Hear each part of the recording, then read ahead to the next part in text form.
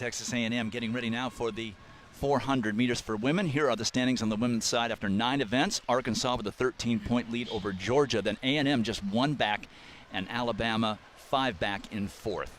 It's a 2-section final. You can score from both sections. You can win from both sections. 2 years ago, Kendall Ellis with the collegiate record run of 50:34. Sydney McLaughlin with the meet record, and Donisha Anderson of Florida with the best time in the country this season.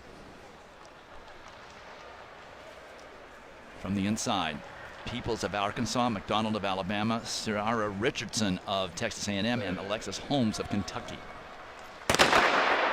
Stay in their lanes for 2 full curves, then break for the pole on the home stretch.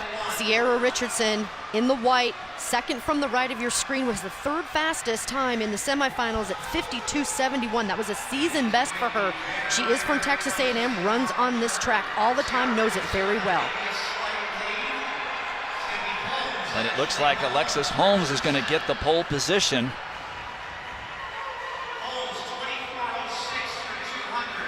And Ciara Richardson not staying in contact with Holmes. Holmes still pushing. Richardson knows this curve very well in the maroon rather than white. Check that. And she can come off here and slingshot off of this bank and make up some room. That looks like what she's intending to do. Holmes not giving it away, though. Alexis Holmes is going to win Section 1. Ciara Richardson going to finish 2nd. And she establishes the time to beat at 52.08. That's a big improvement on her season best. Not dissimilar from what we saw in the men's race when Elijah Godwin ran a great first section. Ciara Richardson trying to make that move, but ran out of room. She did. Alexis Holmes stayed really patient in that last curve, but that's what these 400-meter runners need to do, is just let that curve do the work for you, and Holmes did it just a little bit sooner than Richardson.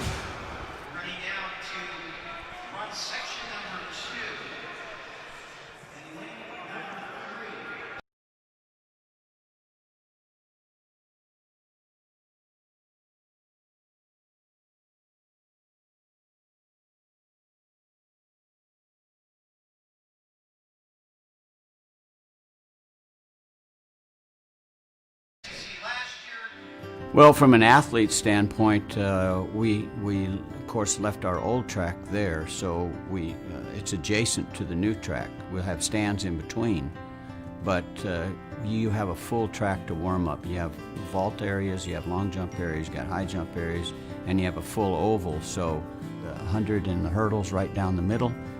Our bottom floor, we have a large equipment room, shoe room, uniform room. But my favorite room is, of course, our meeting room. We can seat everybody in a chair. We have nice locker rooms. We have a nice lounge in between the locker rooms for the athletes. Our equipment room and our team room were the most important rooms for me.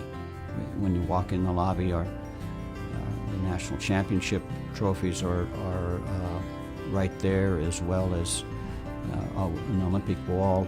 It's a real nice entryway. And on the top floor, on the 3rd level, are all our coaches' offices and press area and meeting rooms. And we will be here in May to cover that outdoor event. Here are the standings on the women's side after 9 events. Arkansas with a 13-point lead over Georgia, then A&M 1 back and Alabama 5 back in 4th. Here are the records for the women's 400. We saw that record set at the NCAA championships by Kendall Ellis 2 years ago. Sydney McLaughlin set the meet record. Donisha Anderson of Florida has the collegiate best. It's a 2-section final, and the first section was run just moments ago. Alexis Holmes of Kentucky establishing the 2nd fastest time in the nation amongst collegiate with 52.08, holding off Ciara Richardson of Texas A&M. She establishes the time to beat at 52.08. That is the time this 2nd section of 400-meter runners will be shooting for. Very advantageous for all of these women, especially Stephanie Davis from South Carolina, who's in lane 5, to see what those women ran in the first heat. They know what they're up against. But outside of Davis in lane 6 is Donisha Anderson, the collegiate leader in 400 meters. And make no mistake about it, that race in front of them is in their minds. Here's how they'll line up. Amber Anning of LSU will be in that lane 3. Taylor Manson of Florida in 4. Then Davis in 5, Anderson in 6. The collegiate leader is 52.06, just 0.02 of a second faster than what Alexis Holmes just ran in Section 1. So it almost is going to take a collegiate leading time to win the title here at the SEC.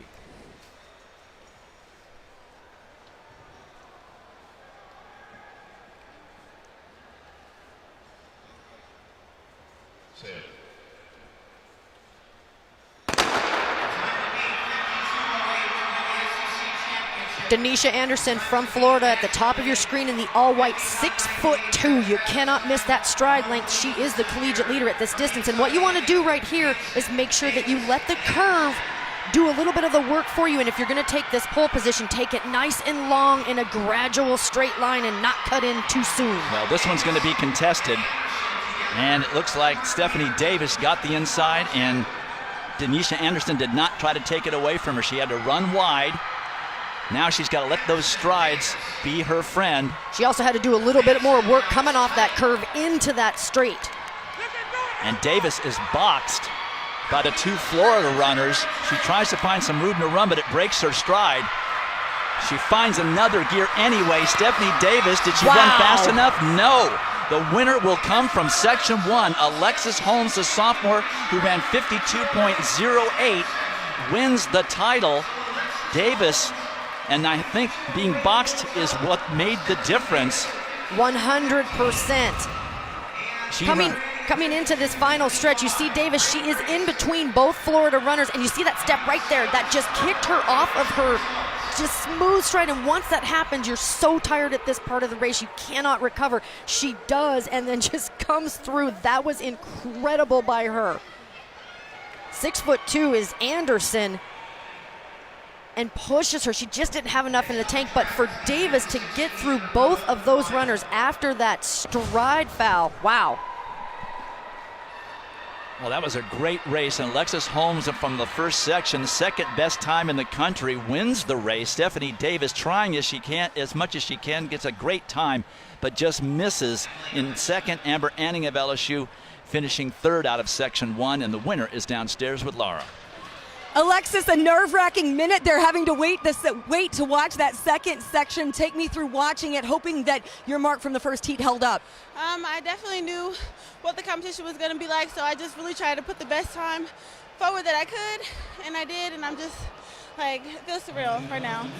You have been executing so well, so consistently all indoor season. How are you primed to achieve that new indoor best here at the SEC Championship, rising to the occasion for the Wildcats? I'm definitely just coming to practice every day with a positive mentality, working hard, giving 110%, and that's really all it is. Congratulations. Thank you so much. Well, we sort of glossed over her Section 1 victory, but that 52.08, second best in the country this year, was going to be tough to beat, and it was.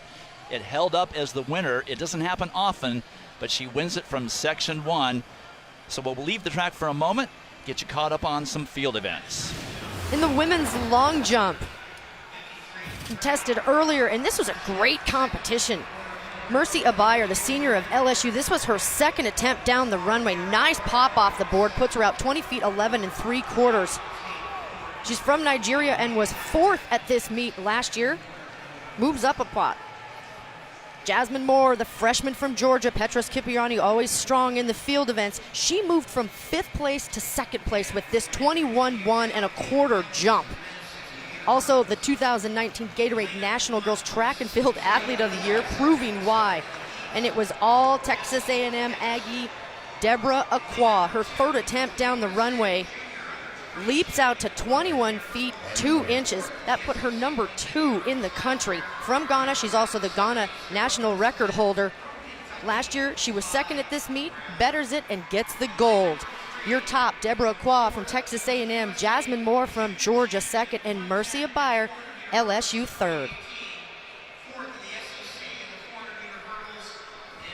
Transfer there, that transfer portal has done really interesting things for a lot of athletes in all sports, in collegiate sports. But there was Eric Edwards, as he gets ready for these finals. Didn't look like he was 100% yesterday as he crossed that finish line. He's got a right knee that's taped up pretty strong, but he's got his teammate on the outside, Damian Thomas. if LSU wants to have any chance of a team title, these two guys need to score very